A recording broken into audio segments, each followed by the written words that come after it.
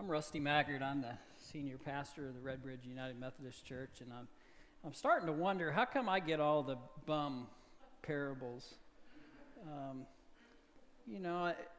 Jesus starts this saying, if it's in response to the apostles saying, increase our faith. That sounds like a godly thing to ask for. Increase our faith, give us more faith, and Jesus says if you just had faith the size of a mustard seed, you don't need a lot, you don't need more faith. And then he goes off and tells this parable, that we're just doing what we've been told to do. So when you do what you're doing, just say, I'm a worthless slave and have only done what I was asked.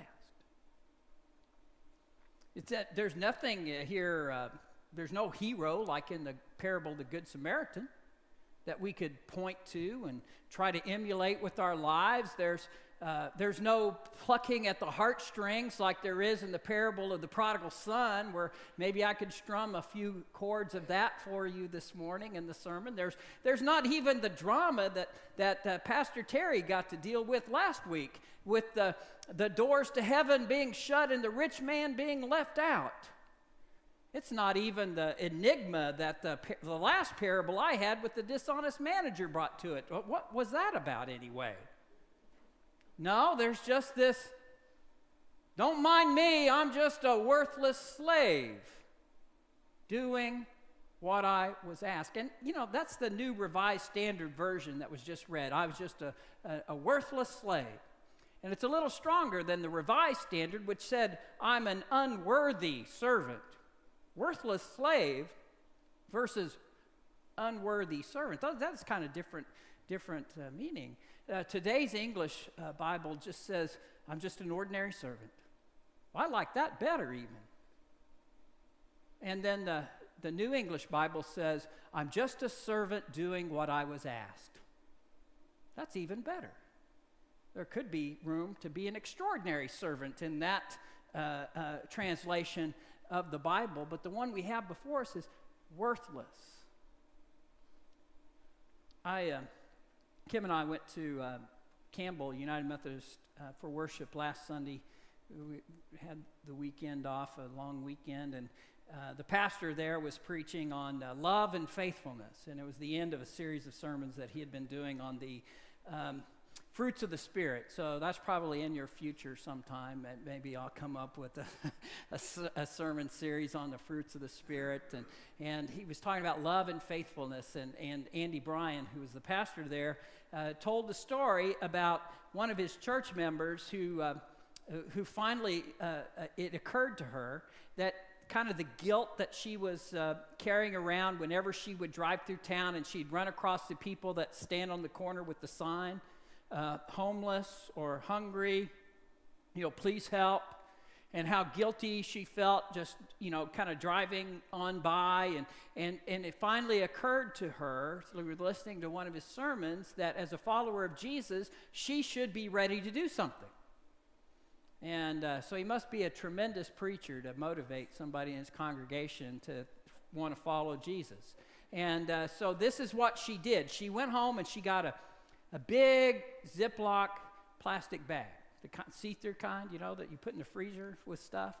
But instead of doing that, she put in a washcloth, and she put in a toothbrush, and she put in some toothpaste, and she put in some soap, and she put in some bars for energy and strength, and she put in a juice box, and had it all zipped up and put it in her car, and she was ready. Only as soon as she did that, it was like those people didn't exist anymore. She was disappointed because she couldn't find anybody to give this away. And then finally the day came and she was so excited. There was somebody standing on the street with the sign needing help. And so she cheerily pulled up in her car and rolled down her window and stuck out the bag, and the person took it. And she's telling her pastor, Andy, about this. And then she says, and she never said thank you. Now, Jesus would have said to the woman, "You worthless slave. You were only doing what you were commanded to do." But Andy's a better pastor than Jesus is, apparently. So he just said to the woman, "Did you do it in order to be thanked?" Well, think about that for a minute. Some folks from the church went down to Restart yesterday and served lunch to the residents there, and transitioning their way from homelessness back into being able to live and work and have a place in society. And I've been down there with them many times, and sometimes people say thank you when you serve them a meal. But not everybody does. Do we go there in order to be thanked? No. Sometimes we are thanked. And in fact, oftentimes we are. Maybe everybody doesn't thank us, but several people will. And when you come home, you think, I'm glad I did that. I'm glad I followed Jesus today and walked where Jesus would walk in Kansas City today. I'm really glad I did that. Now let's watch the ball game.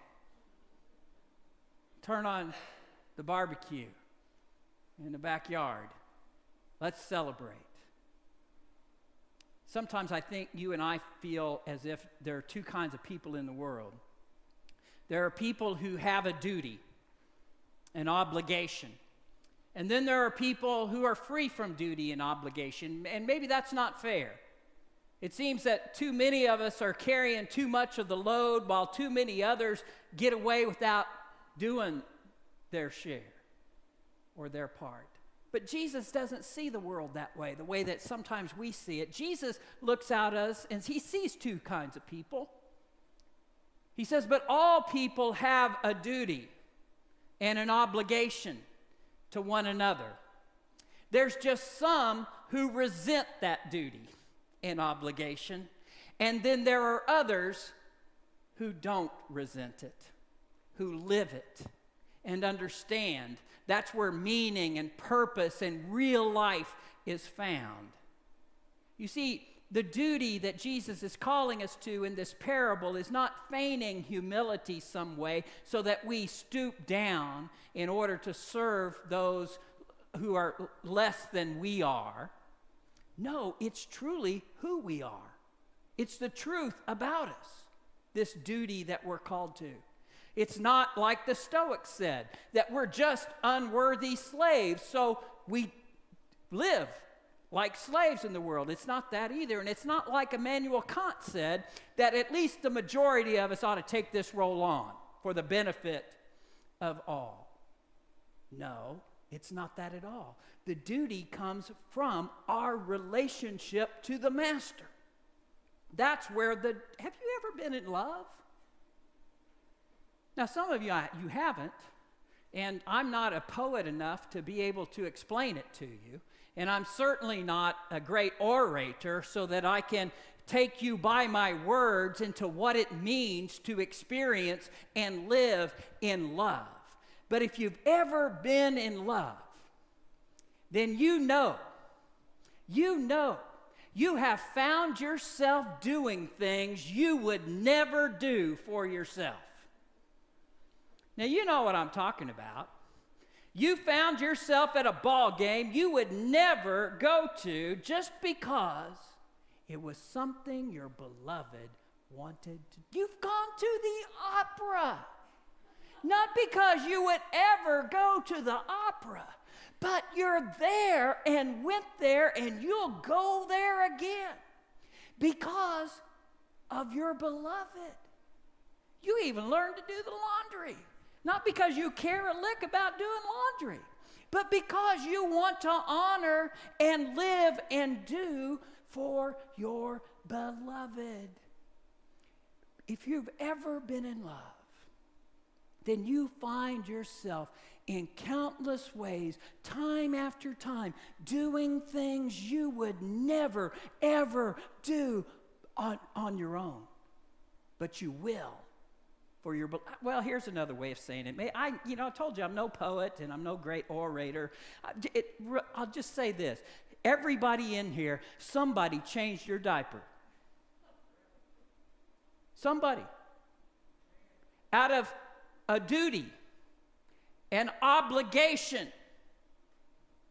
Not because it was required of them or they were beneath you and had to serve you somehow, but they did that out of a deep, deep love for you, a deep, deep desire that you be comforted, that the best be provided for you. They did it out of love. And that's who disciples are. We are people who live life because we're loved. And we live and share that love with others. That love is revealed to us in Jesus Christ. That love is, we're celebrated and participating in it in this sacrament. Jesus went to the cross, not dragging his feet. Oh, Father, why do I have to go there for these ungrateful people who won't even say thank you to me later? Why do I have to hang there and give my life away for people who will just take it for granted every living day of their lives? People who will never offer any gratitude or thanksgiving or show any remorse for what I took off of their accounts, what I lifted off of their backs. No, Jesus went there willingly. He ran there out of love. He would not be turned aside from going there, even though his disciples tried to persuade him not to go. No, he set his face and he went there. And he went all the way because he loves us. And we are worth his love. And so, as disciples, we are people who live this parable out in our daily lives. As we live in his love, and as we share his love with others. And that, my friends, is a sacred duty and a sacred trust. Let's pray.